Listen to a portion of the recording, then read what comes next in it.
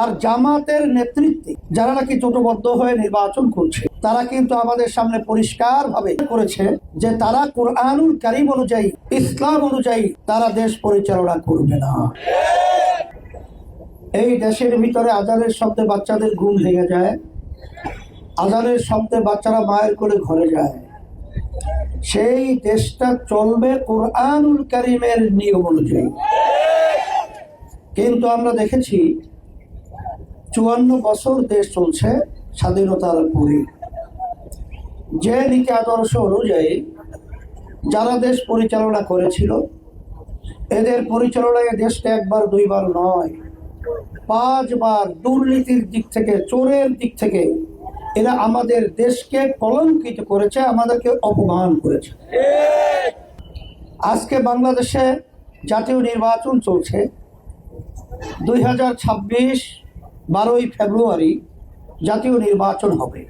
আপনারা জানেন এর ভিতরে বিশেষ করে বিএনপির সাথে যারা জোটবদ্ধ হয়ে নির্বাচন করছে আর জামাতের নেতৃত্বে যারা নাকি জোটবদ্ধ হয়ে নির্বাচন করছে তারা কিন্তু আমাদের সামনে পরিষ্কারভাবে আজকে পরিষ্কার করেছে যে তারা কোরআনুল কারীম অনুযায়ী, ইসলাম অনুযায়ী তারা দেশ পরিচালনা করবে না।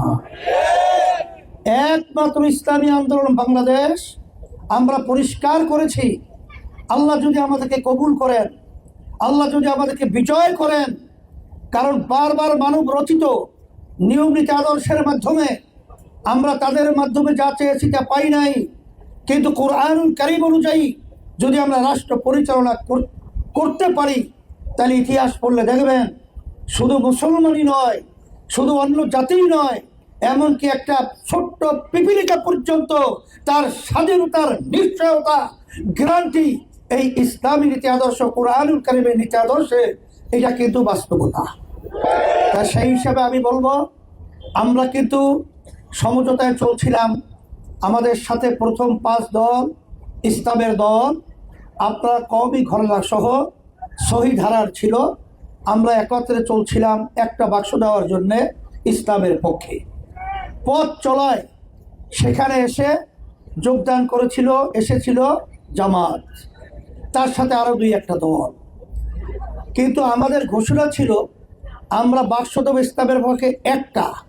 কিন্তু যখন নাকি তারা দেখলো যে সারা দেশের ভিতরে মানুষ এর পক্ষে ভোট দেওয়ার জন্যে তারা সিদ্ধান্ত গ্রহণ করেছে, তখন তারা ক্ষমতা প্রেমিক হয়ে, ক্ষমতার লোভে তারা তখন ইসলামকে সরিয়ে সেখানে তারা রাষ্ট্র পরিচালনা করবে এই প্রচলিত গণতন্ত্রের এই নিয়ম আইন অনুযায়ী।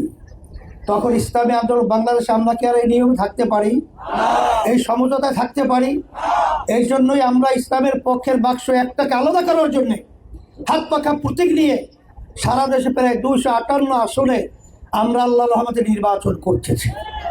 সারা দেশে আমরা ঘোরার পরে দেখেছি যে আজকে সারা দেশের মানুষের মধ্যে ইসলামী আন্দোলন বাংলাদেশ এবং ইসলামের পক্ষে, হাত পাখা প্রতীকের পক্ষে আজকে মানুষের আলহামদুলিল্লাহ সারা অনেক অংশে আল্লাহর রহমতে আমরা যেটা লক্ষ্য করেছি। এই জন্য আমি বলবো যে আজকে যারা বিশেষ করে অনেক আলেমও তো এখানে নির্বাচন করছে, কথা ঠিক না? কিন্তু ক্ষমতায় যাওয়ার জন্যে মানুষ যে এত নিচে নামতে পারে এটা কিন্তু কোনোদিন আমরা চিন্তাও করতে পারি নাই। আমরা ধিক্কার জানাই, আমরা আশ্চর্য হয়েছি যে আজকে আমাদের গায়রাত পর্যন্ত আমরা ধ্বংস করেছি। এটা হতে পারে না, এটা হতে দেওয়া যায় না। আপনাদেরকে অত উন্নয়নের কথা আমি বলতে পারবো না, তবে যদি আজকে নাসিরি এখান থেকে বিজয় হয় হাত পাখা প্রতীকে, আপনাদের প্রতিটা মানুষের মুখে আল্লাহর রহমতে হাসি ফুটবে ইনশাআল্লাহ।